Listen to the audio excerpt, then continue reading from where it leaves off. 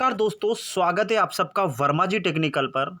और दोस्तों मैं आज आपको पढ़ाने वाला हूं कि मध्य प्रदेश का कौन सा राष्ट्रीय उद्यान किस ज़िले में आता है, किस ज़िले के अंतर्गत आता है और कब उसकी स्थापना हुई थी। ये सारी की सारी बातें मैं आपको पढ़ाने वाला हूं ज़बरदस्त ट्रिक के साथ। जिस किसी स्टूडेंट ने वीडियो शुरू से लेकर अंत तक देखा ना, वो कभी ज़िंदगी भर इस वीडियो में जो राष्ट्रीय उद्यान से जो क्वेश्चन बन के आएंगे ना, ज़िंदगी भर भूल नहीं पाएगा। तो चलिए फिर ज़्यादा टाइम नहीं लेते हुए हम हमारे वीडियो की शुरुआत करते हैं। तो दोस्तों आपको मालूम है कि मध्य प्रदेश का सबसे बड़ा राष्ट्रीय उद्यान है कौन सा? कान्हा किसली राष्ट्रीय उद्यान, सबने पढ़ा होगा, है ना। दोस्तों इसकी स्थापना हुई थी 1955 में। कब हुई थी? 1955 में। और इसका क्षेत्रफल है दोस्तों 940 वर्ग किलोमीटर में फैला हुआ, यानी कि बहुत बड़ा। यानी कि मध्य प्रदेश का सबसे बड़ा राष्ट्रीय उद्यान कौन है? कान्हा किसली राष्ट्रीय उद्यान। दोस्तों ये आता है मंडला और बालाघाट। भाई इतना बड़ा क्षेत्रफल है, इसलिए इसका क्षेत्रफल दो जिलों में फैला हुआ है। किस कौन कौन सा जिला? एक तो मंडला जिला और एक बालाघाट जिला। यानी कि इसका क्षेत्रफल मंडला जिले में भी आता है और बालाघाट जिले में भी आता है। लेकिन ये तो हम किताब में भी पढ़ सकते हैं, तो मैं बताने वाला हूं ट्रिक के साथ। तो इसकी मैंने क्या ट्रिक बनाई है, इसकी ट्रिक है दोस्तों। तो दोस्तों देखिए कान्हा, हाँ कान्हा को सब जानते हैं, कृष्ण भगवान। तो जब कृष्ण भगवान जब बालक थे, यानी कि जब छोटे थे, जब बालक थे ना, तो ये जब भी गोपियों की मटकियां देखते थे ना, ये इमेज में आपको दिख रहे हैं, ये कृष्ण भगवान। तो ये जब बालक थे, जब छोटे थे यानी बालक थे, तो ये गोपियों की मटकियां देखकर दोस्तों क्या करते थे? मटकियां फोड़ देते थे, उसमें से माखन चुरा के खा जाते थे, है ना। यानी कि मटकियां देखते से इनका मन डोलने लगता था। भाई मटकी देखिए, इनके मन में देखिए, उनके जो देख रहे हो अभी भी दिमाग चल रहा है उनका। यानी कि मटकी देखते ही से ना इनको है ना दिमाग चलने लगता था, कैसे फोड़ना, कैसे माखन चुराना है। ऐसे बहुत सारी तरकीबें लगा सकते थे। तो इसी से मैं आपको ट्रिक बनाने वाला हूं। देखिए कान्हा से तो हो गया कान्हा, कान्हा यानी कृष्ण भगवान। बालक थे, बालक से हो गया हमारा बालाघाट। देखिए बालक बालाघाट, बालक बालाघाट, देखिए दोनों में थोड़ा सा साउंड ऐसा आ रहा है, बालक बालाघाट। यानी कि कान्हा इनका नाम कब था? जब ये बालक थे तभी इनका नाम कान्हा था। बड़े हो गए तो हम सब जानते हैं कि इनको कृष्ण के नाम से जानते हैं। तो जब ये बालक थे ना, तब क्या इनके मन में ऐसी हरकतें होती थी, ऐसी हरकतें करते थे ये। तो देखिए जब घट, यानी कि देखिए बालाघाट में छुपा है घट। घट का मतलब होता है दोस्तों घड़ा, घड़ा समझते हो ना, मटकी। तो बालाघाट, तो इससे आपको रिलेट हो गया बालक। जब ये बालक थे और घट यानी घड़ा देखकर इनका मन क्या होता था? डोल जाता था। मन डोल जाता था, यानी कि मंडला। तो देखिए मंडला भी हमारा इससे रिलेट हो गया, बालाघाट भी हमारा इससे रिलेट हो गया। और इनका मन क्या होता था? डोल जाता था मटकियां देखते। ये तरकीबें लगाने लगते थे, भाई कैसे मटकी फोड़ना है, कैसे माखन चुराना है ना। ये बहुत ही शरारती थे, आप सब जानते हो अच्छी तरह से। अब दोस्तों जब ये इनकी मटकियां फोड़ देते गोपियों की, तो कभी कभी गोपियों और इन कान्हा के बीच में क्या झगड़ा हो जाता था? क्या ये गोपियां और कान्हा के बीच में झगड़ा हो जाता है? भाई सीधी सी बात है, ये इनकी मटकियां फोड़ देते तो झगड़ा तो होना ही। तो इनके बीच में झगड़ा हो जाता। तो झगड़ा होने के बाद कभी कभी है ना गोपियों और कान्हा के बीच में पचर पचर पचर पचर आपस में लड़ाइयाँ झगड़े चलते ही रहते थे। क्या होती थी? इनके बीच में पच हो जाती, पचर पचर करते रहते थे आपस में लड़के। ये जो गोपियाँ बोलती थी, कान्हा तेरी तो शिकायत हम हमारी मम्मी से जाके करेंगे, या तेरी मम्मी से जाके करेंगे। ऐसे जाके इनको है ना, इनके बीच में ना पचर पचर पचर हमेशा चली जाती थी। तो इसी पचर पचर से आपको याद रखना है 1955। देखिए पचर पचर 1955, देखिए लास्ट लास्ट का याद रखना है आपको। 55 पचर पचर एक जैसा साउंड आ रहा ना, तो ऐसे आप याद रख सकते हो गए ना। बस बहुत सिंपल है यार। कान्हा से हो गया हमारा। कान्हा जब बालक थे तो क्या करते थे कि मटकियां फोड़ देते थे। मटकियां फोड़ने के लिए इनका मन डोलता था, और गोपी और इनके बीच में क्या होती थी? आपस में पचर पचर होती थी। तो 1955 बस हो गया हमारा पूरा का पूरा क्वेश्चन। अब एग्जाम हॉल में आप ऐसा क्वेश्चन देखोगे ना, ये सारी की सारी इमेज, ये सारी की सारी बातें आपको याद होने वाली और आपको एक नंबर फट से मिल जाएगा। आप सिर्फ देखते से टिक करके आगे बढ़ने वाले हो। अब चलते हैं हमारे दूसरे क्वेश्चन पे। दूसरा क्वेश्चन है दोस्तों हमारा, पेंच राष्ट्रीय उद्यान किस जिले में आता है? मतलब पेंच राष्ट्रीय उद्यान किस जिले के अंतर्गत आता है? तो दोस्तों पेंच राष्ट्रीय उद्यान है हमारा मध्य प्रदेश का, ये सिवनी और छिंदवाड़ा, यानी कि दो जिलों में फैला हुआ है। इसका क्षेत्रफल कितने जिलों में फैला हुआ? सिवनी और छिंदवाड़ा में। इसकी स्थापना हुई थी दोस्तों 1977 में, और टोटल इसका क्षेत्रफल है 449 वर्ग किलोमीटर। ये तो हो गई हमारी किताबी ज्ञान। अब मैं आपको ट्रिक से बताने वाला हूं कि पेंच राष्ट्रीय उद्यान आखिर सिवनी और छिंदवाड़ा हम कैसे याद रखें, और इसकी स्थापना 1977 में हुई थी, ये भी हम कैसे याद रखें। तो मैंने एक छोटी सी ट्रिक बनाई है। तो इसकी ट्रिक है दोस्तों, ट्रिक क्या दोस्तों, मेरे पास ना दो जींस की पैंट है, अभी कुछ ही दिन पहले मैंने ली थी, कुछ ही महीने पहले। उनमें है ना छेद हो गया। तो मैंने सोचा यार नई की नई पैंट है, अभी छेद हो गया। ये देखिए आप दो पैंटें दिख रही है आपको, ये दो जींस की पैंट दिख रही है ना, तो इनमें ना ये छेद हो गया। इन दोनों में छेद हो गया। मैंने सोचा यार नई की नई पेंटे छेद हो गया तो क्या करवाना चाहिए। मैंने सोचा कि यार अभी पेंटे पहनने के लायक इस पर पेंच लगवा लिया जाए। क्या लगवाया जाए? पेंच सिलवा लिया जाए इस पर। पेंच पेंच समझते हो ना, वो जो हम स्टिकर लगा देते हैं ना, फट जाती पेंट तो वहाँ पे क्या हम टेलर से क्या स्टिकर लगवा लेते हैं। तो आपको ऐसे रिलेट करके मैं बता रहा हूँ, थोड़ा सा सब्र रखिए। तो मैंने क्या करा कि छेद को है ना पेंच लगवाने की सोची। तो छेद से हमारा क्या हो जाएगा, देखिए छिंदवाड़ा। भाई छेद छिंदवाड़ा, छेद छिंदवाड़ा, पेंट में छेद हो गया यानी कि छिंदवाड़ा। और पेच से हो गया हमारा पेंच राष्ट्रीय उद्यान। भाई पेच का समझते हो ना, ये स्टिकर लगा इसको पेच बोलते हैं। भाई जिसको नहीं मालूम है वो समझ लो। पेच का मतलब होता है भाई कोई भी चीज़ फट जाती है ना, कपड़े रखकर उसको ऊपर से सिलवा लिया जाता है ना। तो सिलवाना का मतलब होता है हमारा सिवाना, यानी सिलवाना मतलब सिवनी। यानी कि पेंट में छेद हो गया था, मुझे उसको सिलवाना था, तो मैं किससे कहाँ सिलवाऊंगा?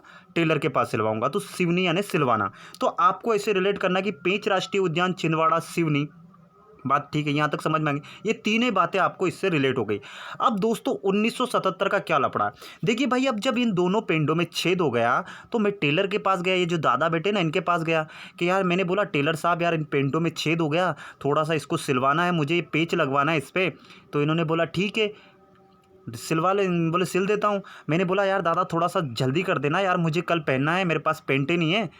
बोले आप टेलर को तो आप जानते हो ना यार, मैं किसी टेलर की बुराई नहीं कर रहा हूं, लेकिन आप जब भी कपड़े सिलवाने जाओ ना, वो एक दिन में जीवन में कभी नहीं देगा। बस वो बोल जाएगा डाल जाओ, कल दे देना, परसों दे देना, परसों दे लेना, ऐसा वो बोलते ही बोलते। तो भैया इन दादा ने भी क्या करा, ऐसे ही बोला कि बोले, मैंने कहा यार दादा थोड़ा जल्दी कर देना यार, समझा करो। तो दादा ने मुझसे बोला कि एक काम करो, एक शाम को ले जाना और एक कल ले जाना। तो मैंने बोला यार दादा दो दो बार आऊँगा, एक काम करो आप तो दोनों को साथ साथ सुबह दे देना, कल ही दोनों को साथ साथ सुबह दे देना, दोनों को साथ साथ सुबह दे देना। तो क्या करना है, मैंने क्या बोला कि दोनों को साथ साथ ही दे देना यार, दोनों को साथ साथ ही सिल देना, मैं कल आकर ले जाऊंगा यार, इतना टाइम थोड़ी नहीं, शाम को भी आऊँगा कल भी आऊँगा। तो एक काम करो आप अभी रहने दो, दोनों को साथ साथ कल ही दे देना, दोनों को साथ साथ कल ही सिल देना और मैं दोनों को साथ साथ कल ही उठा ले जाऊँगा। तो ये साथ साथ से आपको याद रखना। देखिए लास्ट में आ रहा ना 1977, यानी कि साथ साथ, बस ऐसे आप कर रिलेट करके सकते हो। भैया मेरी पेंट थी, पेंट में छेद हो गया, छेद से हमारा छिंदवाड़ा, पेंच लगवाना तो पेंच राष्ट्रीय उद्यान, सिवाना यानी कि सिलवाना है, पेंच को सिलवाना है टेलर से तो सिवनी। बस याद हो गया, और पेंट को साथ साथ उठा के लाना है यानी कि 1977। बस इससे आसान ट्रिक कुछ हो ही नहीं सकती है। बाकी आपकी मर्जी, आपको जैसे पढ़ना है। बाकी ऐसे अगर एग्जाम हॉल में बैठोगे ना दोस्तों, तो आपको 100% क्वेश्चन याद आ जाएगा, आप टिक करके आगे बढ़ने वाले हो, है ना। तो वीडियो अच्छा लग रहा हो तो वीडियो को लाइक करें, चैनल को सब्सक्राइब करें और अपनी दोस्तों में शेयर करें। यार मैं इतनी सारी मेहनत सिर्फ आपके लिए कर रहा हूँ, आप रिस्पॉन्स दोगे तो मैं और एक से एक ट्रिक बनाने वाला हूँ। चलते हैं अब हमारे अगले क्वेश्चन पे। अगला क्वेश्चन है हमारा दोस्तों, क्वेश्चन है हमारा कि मध्य प्रदेश में जो जीवाश्म राष्ट्रीय उद्यान है ना, वो किस जिले के अंतर्गत आता है। तो वो दोस्तों आता है ढिंडोरी। कहाँ पड़ता है जीवाश्म राष्ट्रीय उद्यान, कहाँ है हमारा? ढिंडोरी, है ना। इसकी स्थापना कब हुई थी दोस्तों? इसकी स्थापना हुई थी 1983, 1983। और ये बहुत छोटा है दोस्तों। जीवाश्म का मतलब होता है जो जीवों के अश्व होते हैं ना, जैसे कि हड्डियां वड्डियां, उनका कंकाल वंकाल, उनको ना संरक्षित करके यानी कि उनको सुरक्षित रखा जाता है। तो बहुत छोटा है, कितना 0.27 वर्ग किलोमीटर, यानी कि ज़्यादा क्षेत्रफल में नहीं फैला हुआ है। अब भैया हम इसको याद कैसे करें? अब याद करने की बहुत ही आसान ट्रिक है दोस्तों। तो देखिए दोस्तों, मैंने क्या ट्रिक बनाई है कि यार जो जीव जंतु होते हैं ना, यार उनको सीधी सी बात है, डंडे से नहीं मारना चाहिए। बहुत सारे लोग क्या करते हैं, उनके घर के आगे कुत्ते कुत्ते आ जाते हैं ना, वो जीव जंतु बेचारे अमुक जानवर होते हैं यार, बोल थोड़ी नहीं पाते, उनके सामने आ जाओ, भट से घर में से डंडा निकाला और मार देते हैं। यार मेरा कहना है कि यार जीव जंतुओं को बेचारे को उनको प्यार से रखना चाहिए। बल्कि हाँ ठीक है यार, आपके घर में आप भगा दो उसको, लेकिन बहुत सारे लोग क्या है, डंडा लेके आते हैं और सीधा ठोक देते हैं। यार नहीं करना चाहिए। यार जीव जंतुओं को ना डंडे से नहीं मारना चाहिए। कोई भी जीव जंतु है यार, वो चाहे कुत्ता हुआ, गाय हुआ, कोई भी यार, कोई भी जीव जंतु है ना, नहीं मारना चाहिए यार, मेरा ये कहना है। तो इसी से आप रिलेट कर सकते हो। देखिए डंडा आ रहा है तो डंडे से नहीं मारना चाहिए। तो देखिए जीवाश्म यानी कि जीव जंतु, है ना, क्या नहीं करना चाहिए, डंडे से नहीं मारना चाहिए ना। ढिंडोरी कहाँ पर पड़ता है? ढिंडोरी। बस ऐसे करके याद रख सकते हैं कि किसी भी जीव जंतु को हमें डंडे से नहीं मारना चाहिए। बस ये हो गई इसकी सिंपल सी ट्रिक। अब चलते हैं हमारे अगले क्वेश्चन पे। अगला क्वेश्चन है हमारा दोस्तों, अगला हमारा क्वेश्चन है क्वेश्चन नंबर 4 कि जो पन्ना राष्ट्रीय उद्यान है ना, वो मध्य प्रदेश के किस जिले के अंतर्गत आता है। तो दोस्तों उसका आंसर है हमारा, ये पड़ता है हमारा पन्ना और छतरपुर। यार ये तो बहुत ही इजी, इसकी ट्रिक बनाने की जरूरत नहीं भाई। पन्ना राष्ट्रीय उद्यान पन्ना में ही पड़ता है। पन्ना हमारा एक जिला है और पन्ना के बगल में साइड में ही तो उसके पास में ही तो छतरपुर पड़ता है। ऐसे करके आप याद रख सकते हो। अब दोस्तों इसकी स्थापना हुई थी 1981 यानी कि 1981। और ये टोटल इसका क्षेत्रफल है दोस्तों 542 वर्ग किलोमीटर। कुछ पॉइंटों में दोस्तों मैंने पॉइंट नहीं लिया है, तो आपसे वैसे ये क्षेत्रफल तो नहीं पूछेगा, आपसे सिर्फ ये पूछा जाएगा कि पन्ना राष्ट्रीय उद्यान की स्थापना कब हुई थी, या ये किस जिले के अंतर्गत आता है, इसका क्षेत्रफल कौन कौन से जिले में फैला हुआ। ऐसे ही आपसे एग्जाम में क्वेश्चन बनते हैं।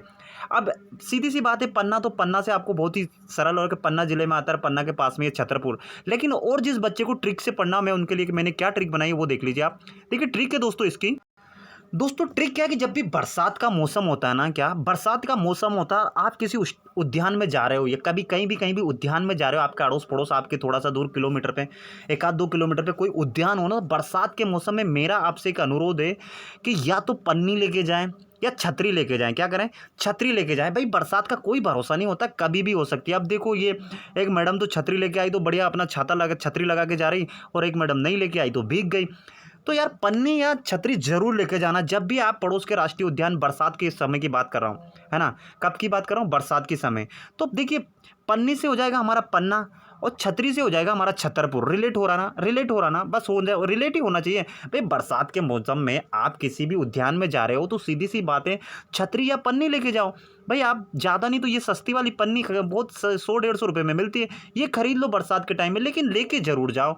इससे क्या है कि बरसात जैसी होगी, आपके कम से कम कोई डॉक्यूमेंट आपके पास हो, कुछ भी हो, कोई पन्ना पन्नी हो, वही बच जाएगा, पानी में नहीं भीग पाएंगे, ऐसा समझ लो, है ना। तो ये तो हो गई इसकी ट्रिक। अब लेकिन हम 1981 को कैसे रिलेट कर सकते हैं? देखिए 1981 को दोस्तों, देखिए मैं एक छोटी सी ट्रिक बना रहा हूँ। देखिए 1900 जो 81 को मैंने कैसे लिख दिया, 80 और प्लस 1। भाई ये भी तो 81 है। भाई 80 प्लस 1 तो भी तो बराबर में करूंगा तो भी तो 81 आएगा ना, है ना, इतना तो मैथ आता है ना आपको, जोड़ना घटाना। तो 80 प्लस 1 81। तो इससे क्या ट्रिक बन रही है? देखिए भाई जब भी उद्यान में जाओ तो एक छतरी या एक पन्नी, क्या एक छतरी, या देखिए एक से हमें क्या रिलेट करना, एक छतरी या एक पन्नी 80 वाली लेके जाना चाहिए। कैसी जान लेकर चाहिए? अच्छी वाली लेके जाना। अच्छी अच्छी देखो थोड़ा सा वर्ड आना ना, 80 अच्छी 80 अच्छी। भाई एक आधी ले जाओ, एक ही ले जाओ, लेकिन अच्छी ले जाओ। ऐसा नहीं फटी टूटी ले गए, टूटी छतरी ले गए, फटी पन्नी ले गए तो भीग जाओगे यार।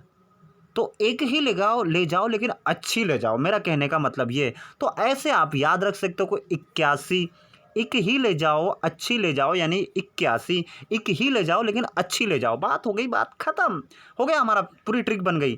तो अब आप एग्जाम में बैठोगे, आपको याद आ जाएगा, टिक करके आगे बढ़ जाना। वीडियो अच्छा लग रहा हो ना तो लाइक करो, वीडियो को शेयर करो, अपने दोस्तों में शेयर, है ना, अपने दोस्तों में शेयर करो, और चैनल को सब्सक्राइब करो। अब चलते हैं हमारे अगले क्वेश्चन पे। अगला क्वेश्चन है हमारा दोस्तों, क्वेश्चन है हमारा कि मध्य प्रदेश में संजय गांधी राष्ट्रीय उद्यान किस जिले के अंतर्गत आता है? बस यही क्वेश्चन है हमारा। तो ये आता है दोस्तों सीधी और सिंगरौली। भाई बहुत बड़ा राष्ट्रीय उद्यान है, ये 2 जिलों के अंतर्गत इसकी सीमा लगती है, यानी कि इसका क्षेत्रफल 2 जिलों में फैला हुआ है। कौन कौन सा? सीधी और सिंगरौली। और संजय गांधी राष्ट्रीय उद्यान इसका नाम है। भाई संजय गांधी थे या महात्मा गांधी थे, याद क्या करना है, बहुत ही सीधे साधे व्यक्ति थे, दोनों के दोनों ही महापुरुष बहुत ही सीधे साधे थे। सीधे साधे यानी कि सीधी सिंगरौली। बस छोटी सी ट्रिक है, इसमें याद करने की क्या जरूरत है। इसकी स्थापना हुई थी दोस्तों 1983, और क्षेत्रफल में फैला हुआ है ये 466 वर्ग किलोमीटर। तो संजय गांधी और महात्मा गांधी दोनों ही महापुरुष बहुत ही सीधे साधे थे। सीधे साधे से आपको याद रखना है सीधी सिंगरौली, है ना। अब 1983 हम कैसे याद रखें? देखिए 1983 कैसा आ रहा, आखिरी में कैसा आ रहा, सी, है ना। बस आपको ये सी तीनों जगह मिलने वाला है। देखिए 1983, सीधी, सिंगरौली, देखिए तीनों में एक ही की मात्रा है ना, तीनों में एक ही मात्रा रही हर वर्ड में। ऐसे 83 आप याद रख सकते हो, 83, सीधी, सिंगरौली, देखिए सब में ई का साउंड आ रहा है। ऐसे करके आप याद कर सकते हो। बाकी कोई राष्ट्रीय उद्यान की स्थापना 1983 में नहीं हुई तो आप भूल जाओ, है ना। तो ऐसे करके आप याद रख सकते हो। तो ये था दोस्तों हमारा वीडियो अच्छा लगा हो तो वीडियो को लाइक करो। इस प्रकार की वो ट्रिक पाने के लिए आप चैनल को सब्सक्राइब करो, है ना, और अपने दोस्तों में शेयर करो, है ना। दोस्तों मध्य प्रदेश का जितना भी जीके जीएस है ना, मैं आपको ट्रिक के साथ पढ़ाने वाला हूँ, लेकिन आपको मेरा साथ देना पड़ेगा, आपको अपने दोस्तों में शेयर करना पड़ेगा। चैनल को आप सब्सक्राइब कर लो यार, है ना। आप ही के लिए इतने सारी मेहनत कर रहा हूँ, आप रिस्पॉन्स नहीं दोगे तो यार मेरा भी मन नहीं करता कि मैं यार वीडियो बनाऊँ, है ना। और इसका नेक्स्ट वीडियो कल आने वाला है। चलिए इसी के साथ मैं विदा लेता हूँ। जय हिंद, जय भारत, आप सबका दिन मंगलमय हो।